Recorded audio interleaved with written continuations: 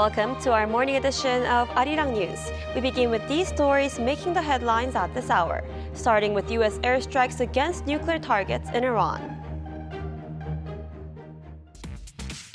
The U.S. has now joined the conflict between Israel and Iran, bombing Iran's 3 nuclear sites.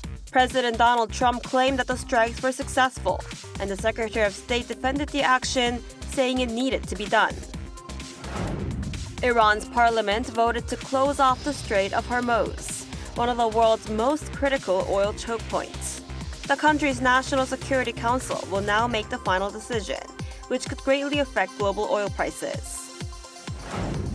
South Korean President Lee Jae-myung decided not to attend this week's NATO summit in the Netherlands, citing domestic issues and the escalating conflict in the Middle East.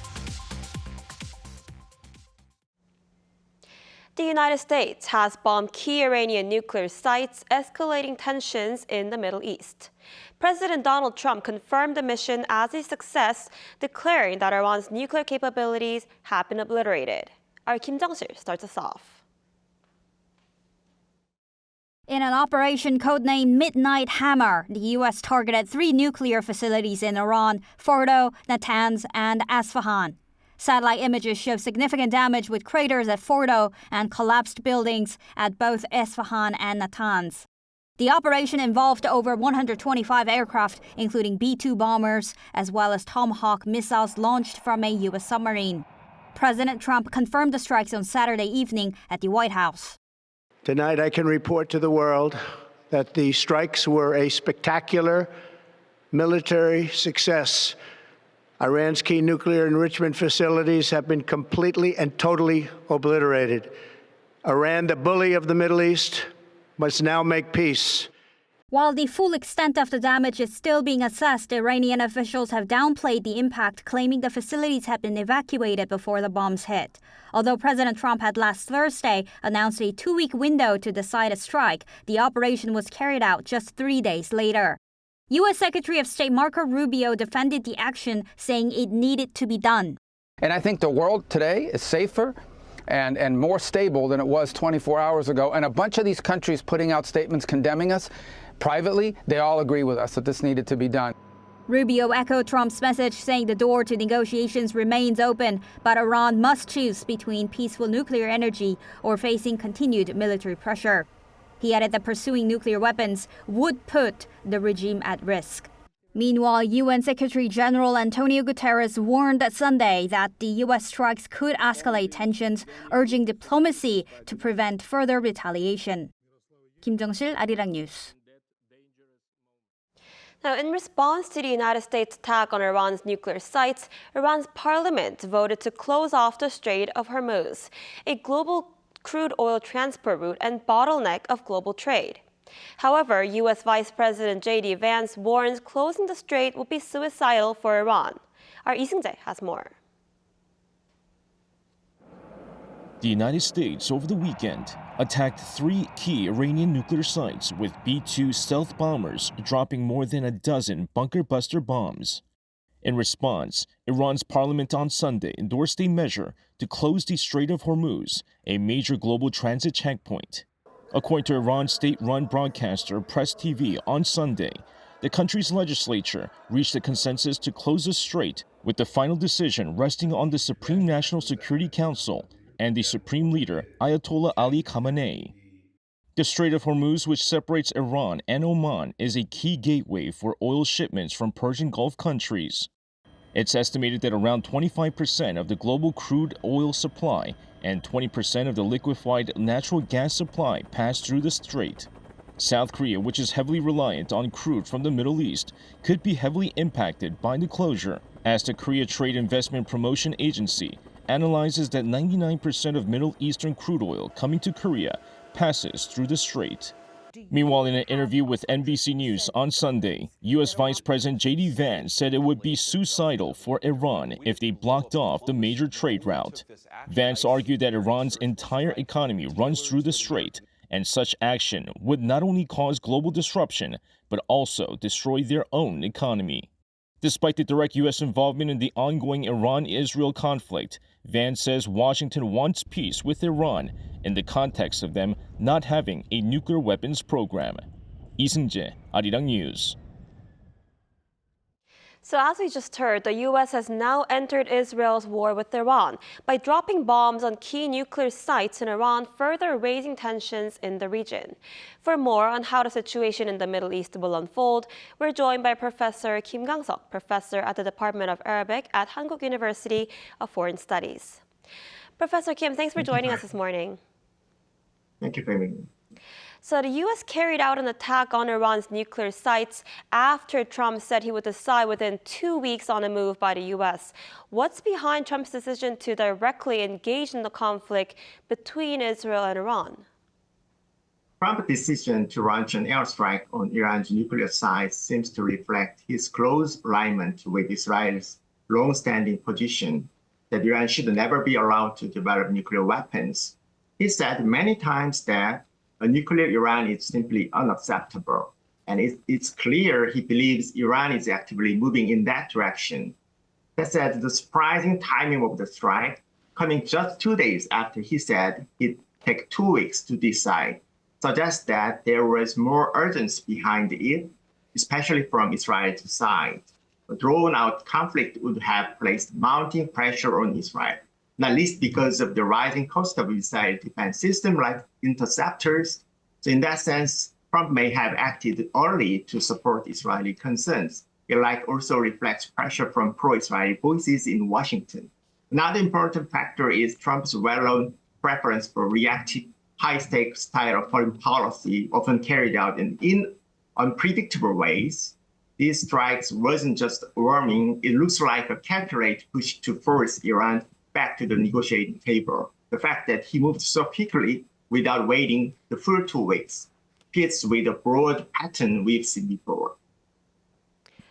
Right, so what will Iran's next move be? How might the country retaliate in response to the latest U.S. attack on its nuclear facilities? Right after the attack, Iran's Foreign Minister Abbas Araghchi said this is not the time for diplomacy and accused the U.S. of betraying past diplomatic efforts. That tells us Tehran probably isn't going back to the negotiating table anytime soon.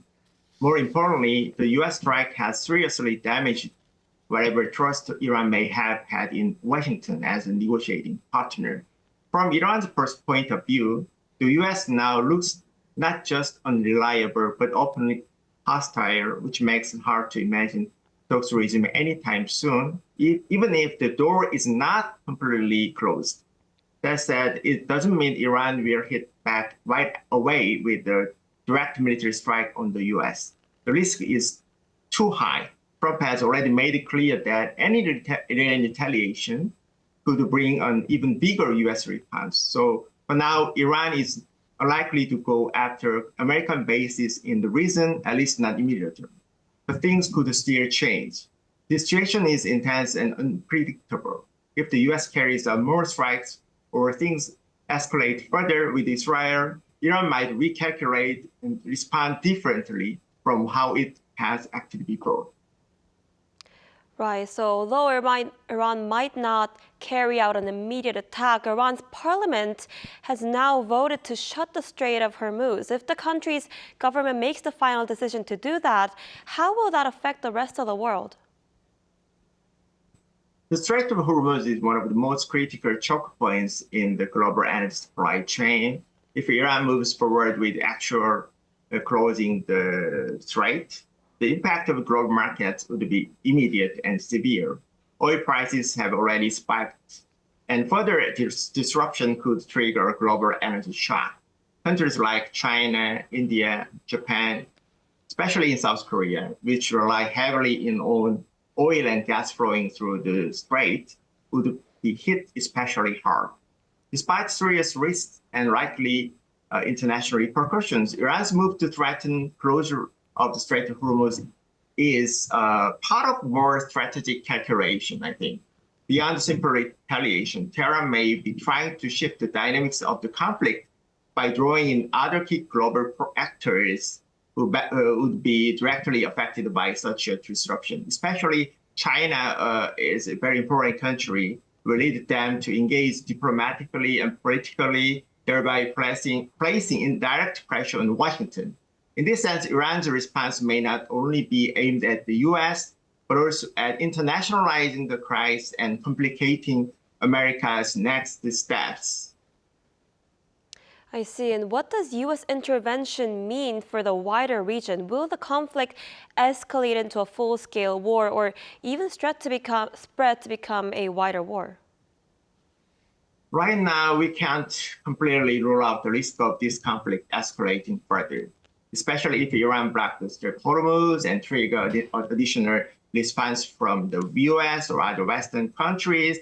That kind of tit for tat could lead to unintended consequences, and thus might, in the worst scenario, a broad regional war. However, I think the chances of full-scale regional war still seems relatively low at this point.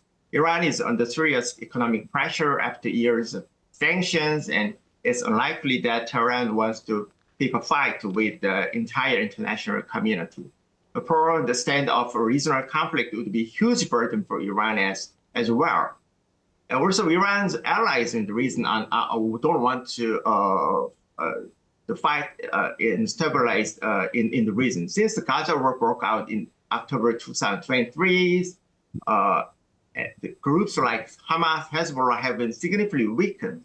The so-called axis of resistance just doesn't have the capacity at this stage to escalate conflict in a wide scale. Most important factor is key regional powers, particularly Saudi Arabia, UAE, Qatar, all focused on economic priorities and maintaining stability. In this sense, Saudi Arabia is a major political actor in the region, and it highlights the significance of the regional stability. So all these factors, because of this regional context, have contained this regional conflict, reduce the risk of turning into a wider war. I see. And surely the fighting can't go on forever. How might this conflict come to an end and when? It's really extremely difficult to predict how and when this conflict will come to end. Nobody knows, actually. But what is clear, however, is that without realistic and workable exit strategy, the chances of a further escalation increase, especially as the U.S. military environment deepens. For example, history, the experience of Iraq has shown that military intervention without clear endgame often leads to long-term instability and unintended consequences. So in this sense, countries like China, for example, which are highly dependent on energy supplies that pass through the Strait of Hormuz, have a great deal at stake. Beijing has taken markedly different stance from Washington throughout this conflict and could play a role in restraining a further U.S. military action on the international stages. And all of these factors from regional dynamics, global diplomatic pressure will shape how this war develops. So that's why the most effective pathway forward may not in the further military action, but in a political decision aimed at this de-escalation. Whether that means pushing Iran back to the negotiating table or urging Israel to scale down its operation, the U.S. remains the actor best positioned to influence the outcome. So what Washington chooses to next will be critical in determining not just how, but how soon this conflict might end. All right, Professor Kim, I guess we'll have to see how it goes. Thank you so much for your insight today. We appreciate it. Thank you very much. The South Korean government says it hopes for a prompt de-escalation and the resolution of Iran's nuclear issue following the United States bombing of Iran's nuclear facilities. The Foreign Ministry told reporters Sunday that Seoul places great importance on resolving the Iranian nuclear issue from the perspective of nuclear non-proliferation. It hopes regional tensions will lower quickly and will continue to participate in international efforts toward this end. Meanwhile, officials held a meeting led by Vice Minister Kim to review safety measures for Koreans in the Middle East. So far, the ministry has supported the evacuation of 56 Korean nationals and their family members from Iran to Turkmenistan. Over 24 have been evacuated from Israel to Jordan.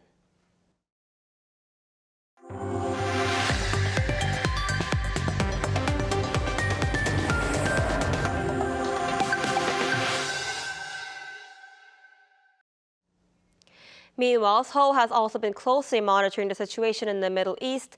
Just hours after the U.S. attack on Iran's nuclear facilities, South Korean President Lee Jae-myung decided not to attend the upcoming NATO summit in the Netherlands.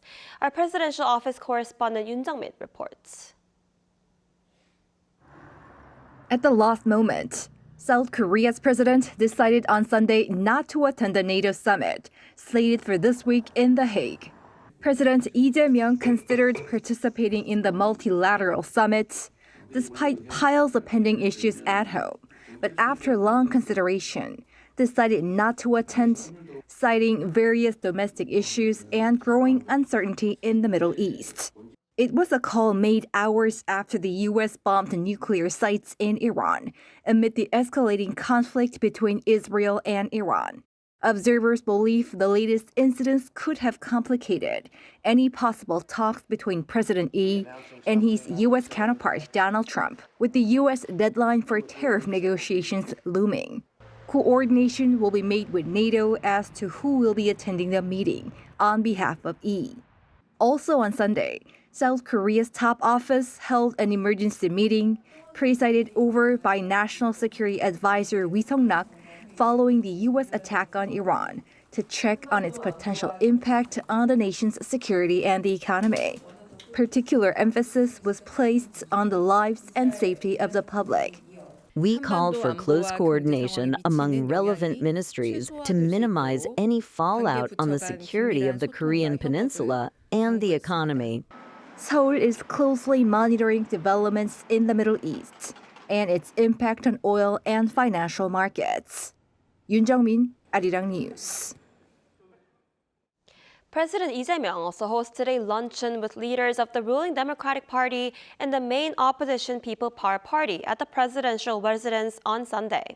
According to the top office, President Lee shared his experience at the recent G7 summit in Canada and emphasized the importance of bipartisan cooperation on foreign affairs.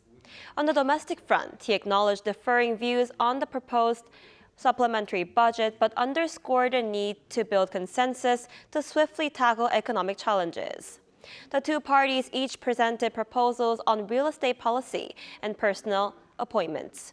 All sides described the gathering as a meaningful step toward candid dialogue and agreed to meet regularly. South Korea's Minister of Trade, Yo Han-gu, arrived in the United States on Sunday to hold talks with Washington on trade. Speaking to reporters upon arriving at Dulles International Airport, Yo said that it's difficult to predict whether the U.S. will extend the grace period for the reciprocal tariffs.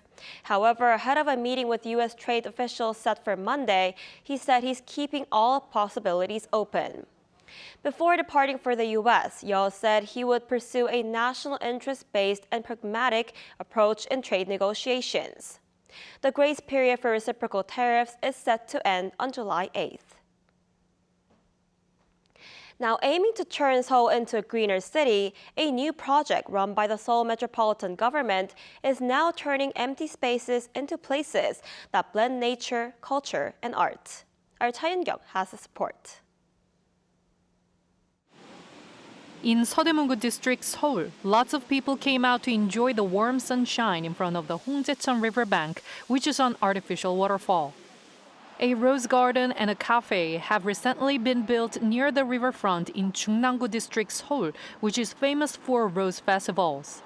A performing arts center will also be opened nearby. Around Saegukcheon Stream, in Gangnam-gu District, there is a riverside park for families. The Seoul Metropolitan Government is planning to complete building 27 more waterfront cultural spaces by next year. People like to spend their spare time at riverside attractions. It will become more competitive among autonomous districts to build such places. So there are plans to make more. Seoul Metropolitan Government is also restructuring plazas and empty lots as spaces for activities that blend nature, culture, and art. The government has planted some trees around Seoul Plaza and organized more cultural festivals, encouraging greater civic participation. More than 100 gardens have been built at Borame Park so far, which is about 400 square meters. As a Garden City Seoul project, which entered its third year in 2025, has produced things like the Solar Sky Garden and the Outdoor Forest Museum in Namsan, the capital is transforming into a green city. Cha Yoon-kyung, Arirang News.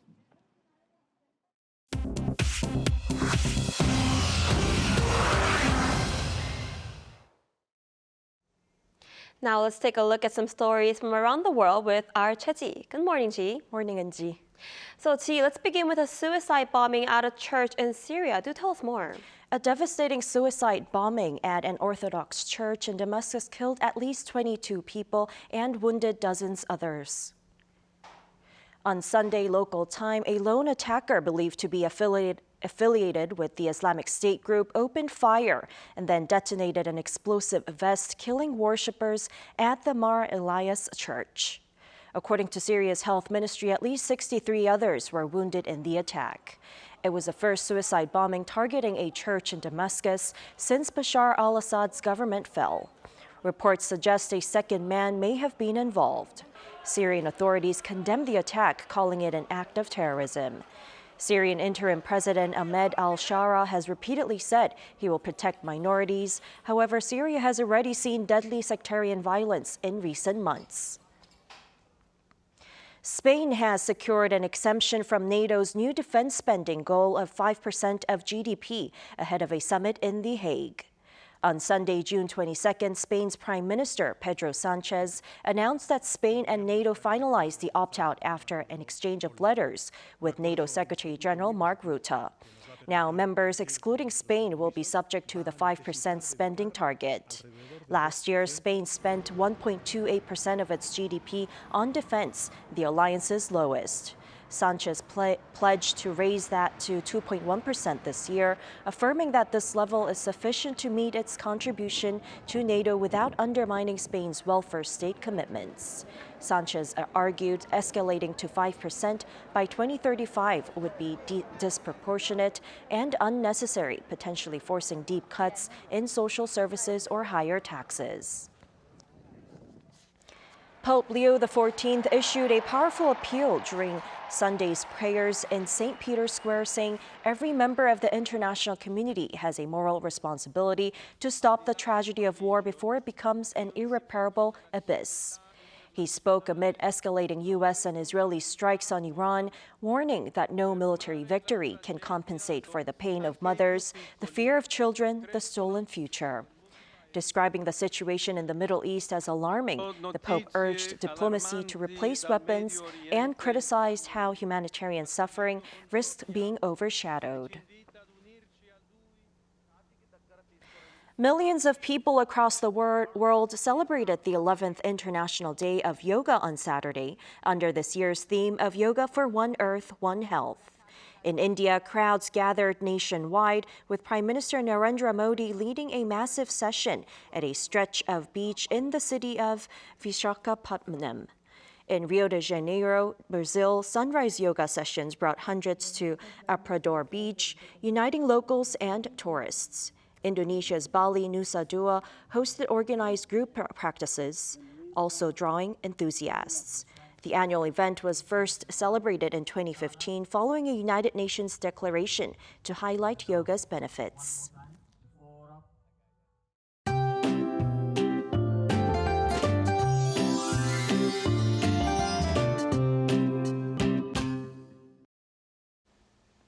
Get ready for an even hotter day than yesterday. The sunshine will be intense today and the UV index will be very strong nationwide. And as we can see, Gwangju will have the strongest UV rays today.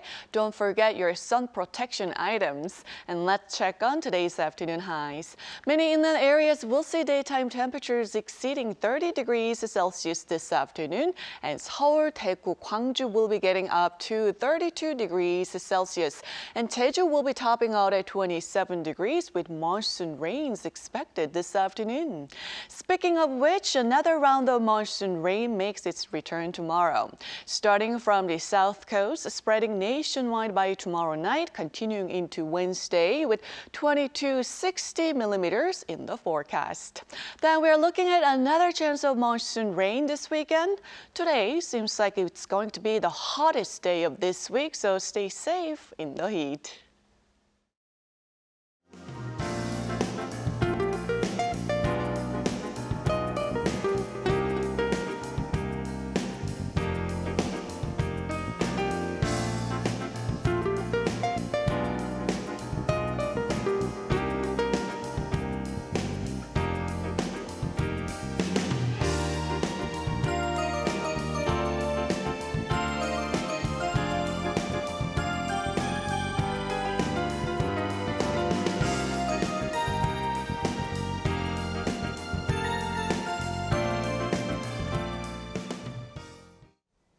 Now that's all we have for this morning. Arirang News will be back at 5 p.m. Korea time. Thanks for watching.